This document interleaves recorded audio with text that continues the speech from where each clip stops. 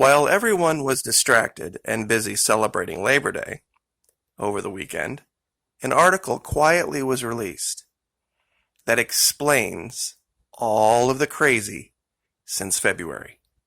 It explains all of it perfectly. When I read it, it rang perfectly true because it didn't fit either agenda, but it explained everything about why people lost their mind. I'd like to share that with you today. The article is kind of technical, but when you break it down to a visual chart, it will make perfect sense. It will make absolutely the most perfect sense you have ever seen in your life. It's about a mistake that I believe at the time was simply an honest one, but nobody had the guts to stand up and say, hey, back up. We made an error. We need to correct it. Because that's really the hardest thing to do these days, especially in politics. Once you make a mistake, it's over. And I can attest to being a YouTuber. If you make a mistake here, you will pay for it dearly no matter what. Now, the best tool that I could use to show this actually was, believe it or not, Google Earth Pro. I found a nice clear white section of Antarctica to create these 3 circles, because this is the best way to visualize what's being spoken about in this article called the 1% blunder. How a simple but fatal math mistake caused the world to panic and order lockdowns. You're not going to believe this when you read it, that it was this simple. But when you really let it soak for a minute, it'll ring perfectly true. I guarantee it. Let's get to it. This is written by Malcolm Kendrick, doctor and author who works as a general practitioner in the National Health Service in England. In February, the U.S. predicted the virus was going to be akin to a quote-unquote severe flu and would therefore kill around 0.1% of people. Then fatality rate predictions were somehow mixed up to make it look 10 times worse. When you strip everything else out, the reason for lockdown comes from a single figure, 1%. This was the prediction that COVID, if left unchecked, would kill around 1% of us, everyone. You may not think that percentage is enormous, but 1% of the population of the world is 70 million people. I used that many times during the early reporting of this. And that's a lot. I mean, 3.2 million Americans, 670,000 Britons, clearly we're nowhere near that. But where did that figure come from? You're not going to believe this, guys. It was a mistake between 2 terms that got mixed up. Infection and case. Now, over here to the chart. Big blue circle. Infections. What are infections? Clinically, it means anybody who positively has even a little bitty tiny amount of the virus. Even a little bit, whether they're sick or not. That's everybody. Cases are people who are sick with it, who are actively seeking treatment, who have, you can visually see these people are sick. So while all cases are subsumed in the number of infections, not all infections are cases. Okay? Cases, people visibly sick. Okay? Infections, everybody who may have it, including them, but may or may not have symptoms. All right, so you have 2 terms. The infection fatality rate, which is the number of all people versus those who have died. And then you have the case fatality rate, those who are sick versus the number who have died. Now, the rate of people who are sick versus those who have died is going to be far higher than those who are just infected. Why? Because it's a smaller number. Smaller number versus the static number makes for a higher rate. Larger number versus this same small static number, a much lower rate.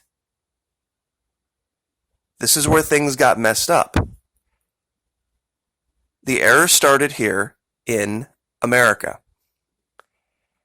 On February 28th, 2020, an editorial was released by the National Institute of Allergy and Infectious Diseases and the CDC, published in the New England Journal of Medicine. The editorial stated the overall clinical consequences of COVID-19 may ultimately be more akin to those of a severe seasonal flu. Now, this is February 28.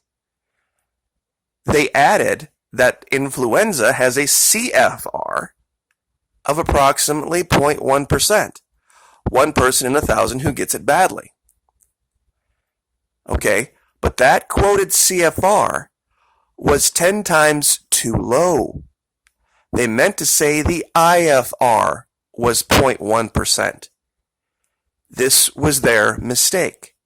The mistake was compounded on March 11th when the same experts testified to Congress stating that COVID's CFR was likely to be about 1%. So one person dying from 100, based on this idea of it being much like the flu. At this meeting, they compared the likely impact of COVID to flu, but they used the wrong CFR for influenza, the one stated in the previous New England Journal of Medicine editorial, 0.1% or 1 in 1,000, the one that was 10 times too low.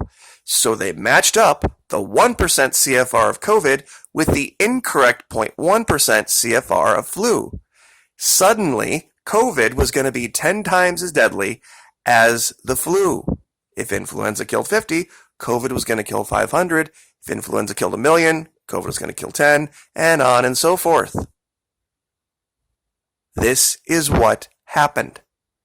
They started using the term case and infection interchangeably. This is something that bothered me too about this, how all of a sudden they started calling a case everyone who has ever had it ever in the history of ever, when they never did that with the flu. Why were they doing that? Well, this explains what they were doing. When they realized what they did, they just ran with it. They just ran with it and said, we need to slow the curve or flatten the curve or all this kind of stuff. And then everything just completely fell apart. Now, of course, they're not going to report this in MSM in the US. Why? Because both sides has something to lose. Both sides have something to lose in reporting this. Those who support the current leader or the right would lose all of their conspiracy theories. They would be able to say, well, okay, it was a mistake. It was an error that didn't get corrected. And the left would lose, of course, their big Trump failed to lead.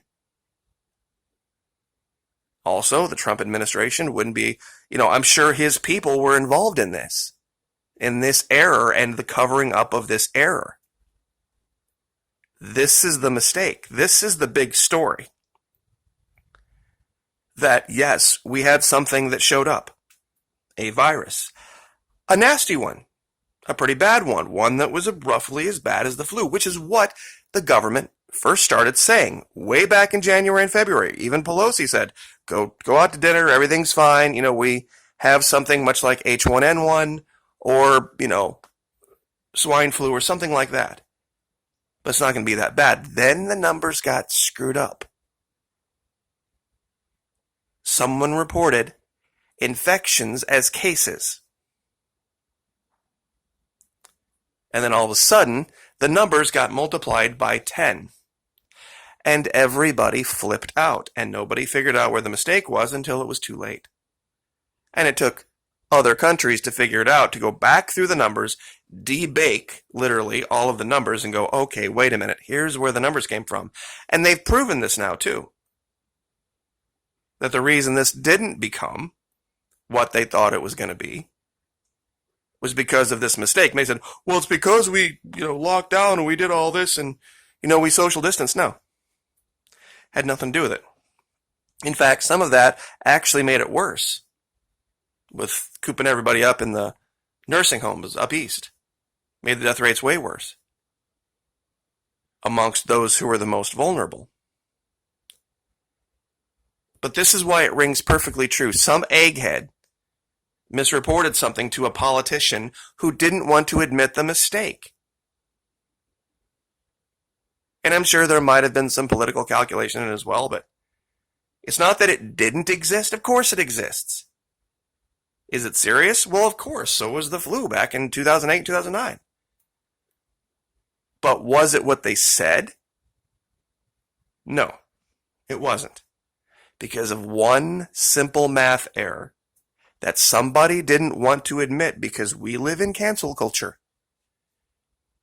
You make any mistake and you go public with it, you're done. There is zero forgiveness in the world these days. Trust me, I'm a YouTuber. I speak one word out of line. I use one verb conjugation wrong, and it'll be all anybody ever says in the comments. I remember one time I misreported 2 planes talking about an EA-8G Growler versus an EA-6B Prowler. Oh, you'd have thought that was the end of the world. And that's a small thing. I even recently mentioned about Biden moving from the center to the fringe. And I said moving from the middle to the center. People knew what I meant, but first comment, you said this, and that makes no sense, therefore blah, blah, blah, blah. That's why this rings so true for me. That somebody made a very small error, but didn't want to go back. A very small error that got compounded and became this huge nightmare of an error, but didn't want to go back and admit it. So I will just leave it there and let you guys read this for yourself. And basically the only thing you can do is just shake your head and soldier on. Truthfully, that's all you can do at this point. So God bless. Have a great Tuesday. Like, share, subscribe. We'll see you next time.